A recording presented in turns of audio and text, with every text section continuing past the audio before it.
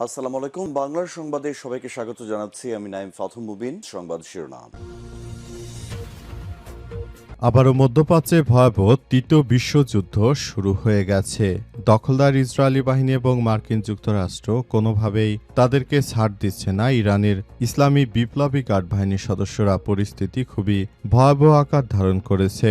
আর এরই মাঝে আমাদের হাতে এসে পৌঁছেছে এই যুদ্ধের সর্বশেষ গুরুত্বপূর্ণ সবথেকে তাজা আপডেট সংবাদ আপনাদের জানিয়ে দিব। প্রথমেই জানাবো, যুদ্ধবিরতির মধ্যে যুক্তরাষ্ট্র ও ইরান পাল্টাপাল্টি হামলা।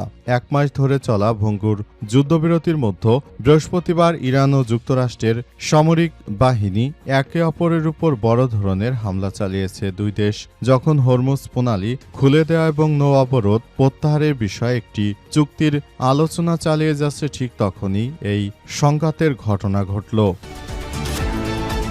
এরপর জানাবো, হরমুজে যুক্তরাষ্ট্র ও ইরানের পাল্টাপাল্টি হামলা, লাফিয়ে লাফিয়ে বাড়ছে তেলের দাম। হরমুজ প্রণালীতে যুক্তরাষ্ট্র এবং ইরানের মধ্যে নতুন করে সংঘর্ষের ঘটনা ঘটেছে। আজ গভীর রাতে এই হামলা এবং পাল্টা হামলার ঘটনা ঘটে। তবে এই ঘটনায় বিশ্ববাজারে আবারও অস্থিরতা দেখা দিয়েছে। যুদ্ধবিরতি কার্যকর থাকার দাবি করা হলেও পাল্টাপাল্টি হামলার খবরে বিশ্ববাজারে তেলের দাম লাফিয়ে লাফিয়ে বাড়ছে।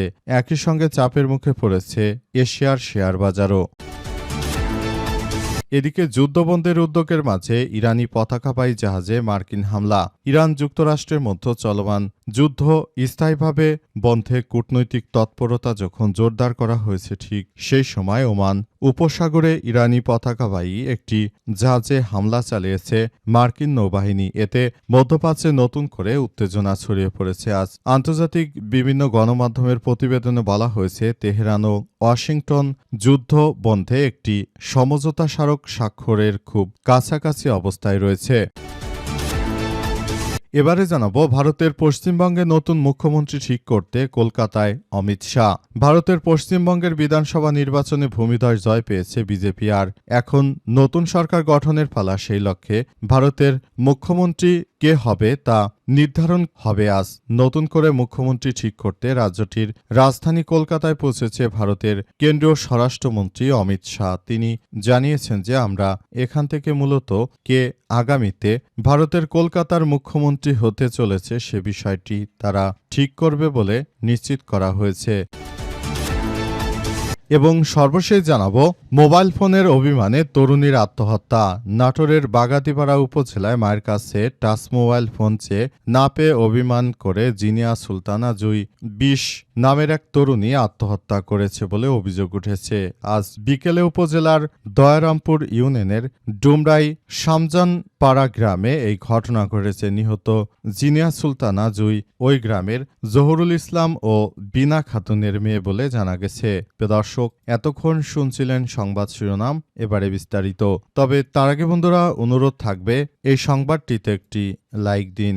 এই চ্যানেলে আপনি নতুন হয়ে থাকলে আমাদের সংবাদটি দেখতে দেখতে চ্যানেলটি সাবস্ক্রাইব করে রাখুন। কমেন্ট করে বন্ধুরা আপনার মূল্যবান মতামত জানিয়ে দিন আপনি বিশ্বের কোন দেশ থেকে বা বাংলাদেশের কোন স্থান থেকে আমাদের সংবাদটি দেখছেন এবং শুনছেন। আর বন্ধুরা, সংবাদটি আপনার সোশ্যাল মিডিয়া ফেসবুকে শেয়ার করে বন্ধুদেরও দেখার সুযোগ করে দিন। গাজা যুদ্ধে আপনি যদি নিরীহ ফিলিস্তিনিদের ভালোবেসে থাকেন বন্ধুরা, পুরো বিশ্বকে আমাদের এই সংবাদটি দেখার সুযোগ করে দিন। এবারে বিস্তারিত। যুদ্ধবিরতির মধ্যেই যুক্তরাষ্ট্র ইরান পাল্টাপাল্টি হামলা।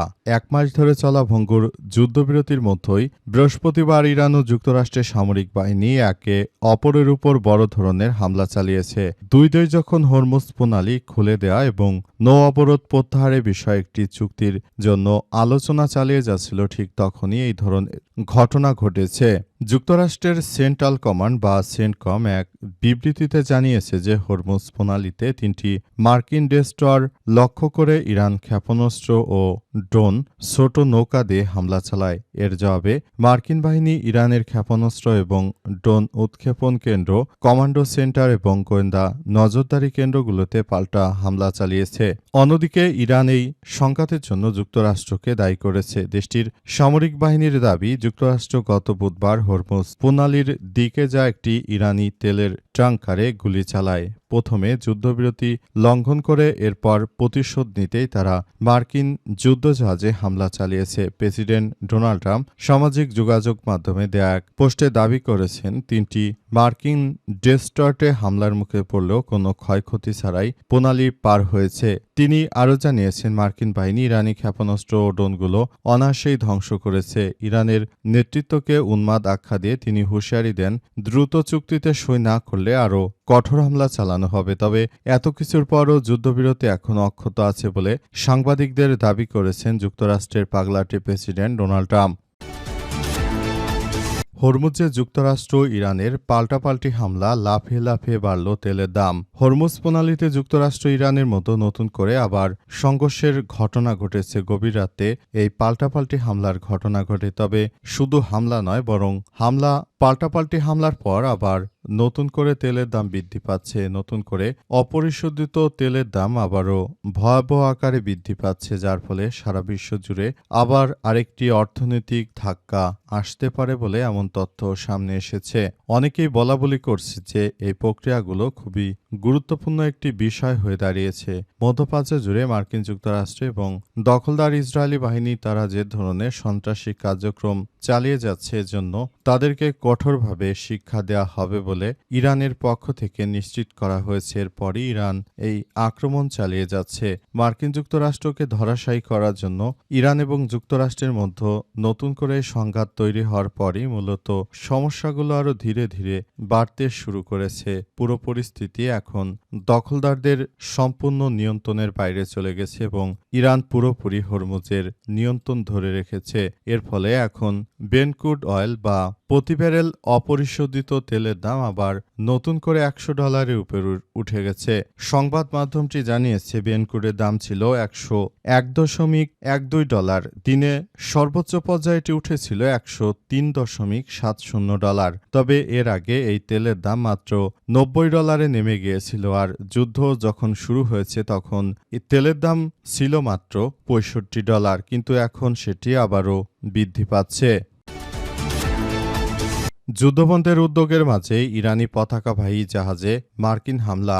ইরান ও যুক্তরাষ্ট্রের মধ্যে চলমান যুদ্ধবিরতির কথার মাঝে নতুন করে আবারও আক্রমণ চালিয়েছে জাহাজবাদীরা তারা ইরানকে ধ্বংসস্তূপে পরিণত করার জন্য নতুন করে সন্ত্রাসী কার্যক্রম চালিয়ে যাচ্ছে। তাদের উদ্দেশ্য হচ্ছে যে মধ্যপ্রাচ্যে আবারও তারা সন্ত্রাসী কার্যক্রম চালিয়ে পুরো মধ্যপ্রাচ্যকে তারা ধ্বংসস্তূপে পরিণত করতে চায়। পরিস্থিতি যতই জটিল আকার ধারণ করুক না কেন, সবকিছু ধ্বংসস্তূপে পরিণত হচ্ছে। সবাইকে শুরু থেকে এই সব বিষয়গুলো নিয়ে কাজ করার জন্য উদাত্ত আহ্বান জানানো হয়েছিল, কিন্তু মার্কিন যুক্তরাষ্ট্রের এই সন্ত্রাসী কর্মকাণ্ডে সবাই অতিষ্ঠ হয়ে পড়েছে। সবাই যার যার জায়গা থেকে আসলে বিষয়গুলো কি করবে সেটি বুঝে ওঠার চেষ্টা করছিল বলে এমন তথ্য সামনে এসেছে এবং সবাই যার যার জায়গা থেকে পুরো পরিস্থিতি মোকাবেলা করার জন্য তারা সবাই যার যার জায়গা থেকে কার্যক্রমগুলো চালিয়ে যাচ্ছে। পরিস্থিতি যতই ভয়াবহ আকার ধারণ করুক না কেন, দখলদারদের বিরুদ্ধে ইতিহাসে সব থেকে ভয়ঙ্কর আক্রমণ চালিয়ে যাচ্ছে ইরানের ইসলামী বিপ্লবী গার্ড বাহিনীর সদস্যরা। যে কোনো মূল্যে মার্কিন যুক্তরাষ্ট্র এবং দখলদার ইসরায়েলিদের বিরুদ্ধে এই সন্ত্রাসী কার্যক্রমের বিরুদ্ধে ইরানের অগ্রযাত্রা অব্যাহত থাকবে ইনশাআল্লাহ, কারণ ইরান কখনোই তারা আত্মসমর্পণ করেনি এই দখলদারদের কাছে। ইরান নিজেই একাই 100 হিসেবে তারা দায়িত্ব পালন করে যাচ্ছে। পশ্চিমবঙ্গের নতুন মুখ্যমন্ত্রী ঠিক করতে কলকাতায় অমিত শাহ। ভারতের পশ্চিমবঙ্গে নতুন ভূমিধস জয় পেয়েছে ভারতের সবথেকে বড় রাজনৈতিক দল বর্তমান সময়ে নরেন্দ্র মোদীর সন্ত্রাসী দল বিজেপি ক্ষমতা আসার পর থেকেই পশ্চিমবঙ্গে মুখ্যমন্ত্রী কে হবেন সেটি নিয়ে অনেক বেশি আলাপ আলোচনা হচ্ছে।